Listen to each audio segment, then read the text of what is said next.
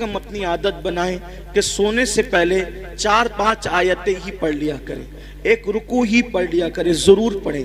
آپ دیکھیں قرآن شریف میں ایک سورت ہے، قرآن شریف میں ایک سورت ہے، اگر سونے سے پہلے اس سورت کو آپ پڑھ لیں، روزانہ پڑھنے کی عادت ڈالیں، تو یہ سورت کی تاثیر یہ ہے کہ آپ جو سوچو گے وہ ہوگا، جو سوچو گے وہ ہوگا۔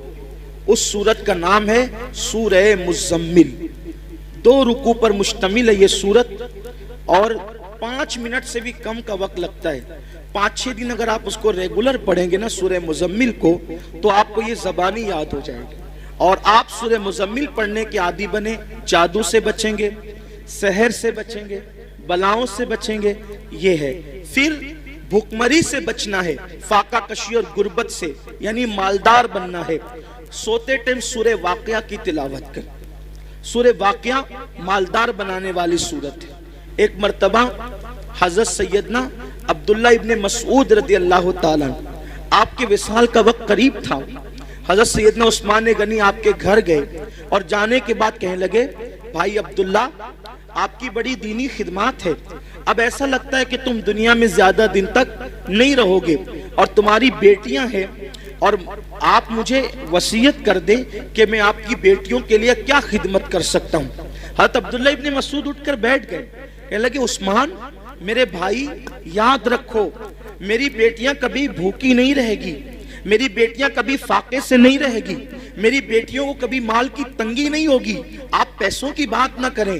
حضرت عثمان غنی نے کہا کیوں عبداللہ، ہم تو یہ سمجھ رہے تھے کہ تمہارے پاس مال نہیں ہے، اتنے یقین سے جو بات کہہ رہے ہو ایسا لگتا ہے کہ شاید تم نے بیٹیوں کے لیے بہت مال اکٹھا کر رکھا ہے۔ عبداللہ بن مسعود کہتے ہیں نہیں، بیٹیوں کے لیے مال اکٹھا نہیں کیا ہے، مجھے اپنے نبی کے فرمان پہ بھروسہ ہے۔ اللہ کے رسول علیہ السلام نے فرمایا کہ جو سونے سے پہلے سورہ واقعہ کی تلاوت کر لے گا اس کے گھر میں کبھی فاقہ کشی نہیں ہو سکتی۔ میں نے میری بیٹیوں کو سورہ واقعہ کی تلاوت کرنے کا عادی بنا دیا ہے، جب تک وہ سورہ واقعہ پڑھتی رہے گی انشاءاللہ کبھی ان کو فاقہ کشی کی نوبت نہیں آئے گی۔ یہ صحابہ کا یقین تھا۔ بہت ساری بچیوں کو رشتے نہیں آتے، سورہ یاسین پڑھیں، عصر کے بعد پڑھیں، ان کو اچھے رشتے آئیں گے۔ قرآن میں سب ہے لیکن قرآن پڑھنا نہیں چاہتے، تعویذ لینا چاہتے ہیں، تعویذ لینا چاہتے ہیں، وظیفے پڑھنا چاہتے ہیں۔ قرآن سے بڑھ کر کون سا وظیفہ ہے وہ بتائیں نا آپ، قرآن سے بڑھ کر کون سا وظیفہ ہے؟ دیکھو حضور غریب نواز رضی اللہ تعالیٰ جے پال جوگی کے سارے جادو کا جواب صرف ایک آیت سے دیا ہے غریب نواز نے، اس کو آیت الکرسی کہتے ہیں۔ آیت الکرسی سے جے پال جوگی ہار گیا، غریب نواز کے مقابلے میں نہیں آ سکا۔ وہ سورہ فلق سورہ ناس پڑھ کے دم کیجئے، نظر بد ختم ہوگی۔ بچے جو شام کے وقت رات رات بھر روتے ہیں، فلق اور ناس پڑھ کر دم کرو، بچے رونا بند کر دیں گے، نہیں روئیں گے بچے۔ نظر لگتی ہے 3 مرتبہ لیلاف قریش پڑھو، نظر فوراً ختم ہوگی۔ اب آپ کہیں گے ہم تو کرتے ہیں نا لیکن اثر نہیں ہوتا، یہی بات خاص ہے، یہ بات خاص ہے۔ ایک مجھے بہت خوبصورت بات یہاں یاد آئی، ہمارے مرشد آبرو سلسلہ چشتیہ شہباز اولیاء حضرت سیدی بابا فرید الدین گنج شکر رضی اللہ تعالیٰ، یہ سلسلہ چشتیہ کی آبرو ہے بابا فرید، بڑے پیارے بزرگ ہیں بابا فرید الدین۔ غریب نواز نے کہا تھا قطب الدین ایسے شہباز کا تو نے شکار کیا ہے کہ اس کے ذریعے سے قیامت تک تیرا نام زندہ رہے گا۔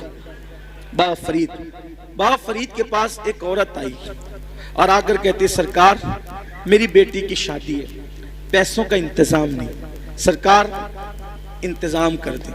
اب وہ اللہ والے لوگ، اور بابا فرید جیسا اللہ والا، بابا فرید جب پاک پٹن میں رہنے گئے تھے شروع میں تو ایک درخت کے نیچے قیام تھا، اور جو کپڑوں کی پوٹلیاں اور جو سامان کی گٹریاں تھی نا وہ رکھنے کو جگہ نہیں تھی۔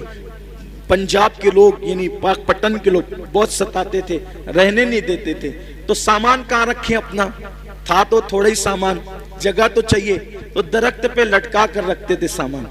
اب جس کا خود کا چھت نہ ہو اس کے پاس آئیے کیا کہنے، میری بیٹی کی شادی نہیں، شادی ہے پیسے کا انتظام نہیں۔ اب بابا فرید، او بابا فرید، فرید مطلب فرید، یہ ان کا نام نہیں فرید، ان کا نام ہے مسعود۔ فرید ان کا نام ہے مسعود اور ان کا لقب ہے فرید. فرید کا مطلب ہوتا ہے یکتا, یکتا, بے ہمتا, کوئی ہمسر نہیں, کوئی ثانی نہیں. ان کے دور میں وہ تھے فرید الدین. بڑھیا آئی, آنے کے بعد کہا پیسوں کا انتظام نہیں. سرکار بابا فرید نے کہا ایک کام کر مائی, وہ سامنے جو ڈھیلا پڑا ہے نا مٹی کا, وہ ڈھیلا میرے پاس لا. وہ ڈھیلا لائی, فرمایا پکڑ اس کو. اس نے ڈھیلا پکڑا. بابا فرید نے سورہ فاتحہ پڑھی 3 بار. کتنی بار؟ کون سی سورت؟ سورہ فاتحہ کا مطلب زور سے بولیے, الحمدللہ ہی. سب کو یاد ہے نا؟ سورہ فاتحہ 3 بار پڑھی, دم کیا. فرمایا اس کو ڈھانک لے اور گھر جا کے کھولنا. ڈھانک لیا, گھر جا کر کھولا تو وہ سونا بن گئی. مٹی کیا بن گئی؟ سونا بن گئی. اب وہ شادی بھول گئی. انسان تو لالچی ہوتا ہے.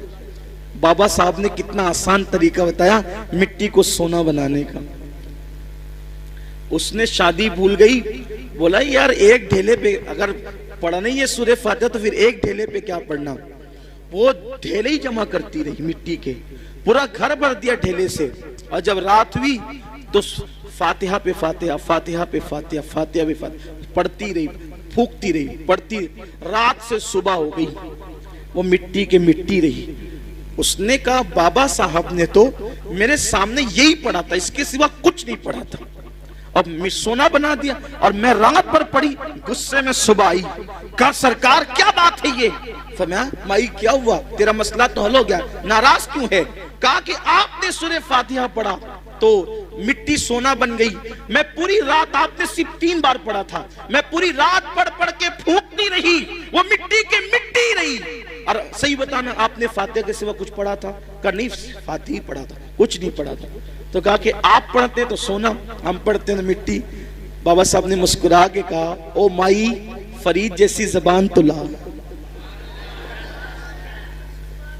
فرید جیسی زبان تو لا.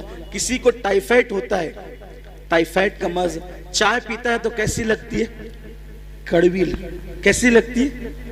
بولو چائے کڑوی ہے کہ زبان کڑوی ہے؟ کیا کڑوی؟ آدمی کہتا ہے چائے کڑوی ہے. آدمی کیا کہتا ہے؟ چائے کڑوی نہیں ہے. اگر چائے کڑوی ہوتی تو سب کو کڑوی لگتی.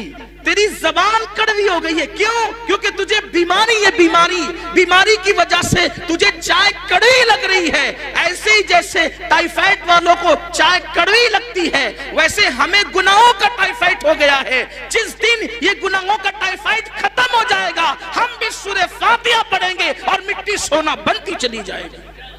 لیکن کوئی بیماری کے, یہ گناہوں کے ٹائیفائڈ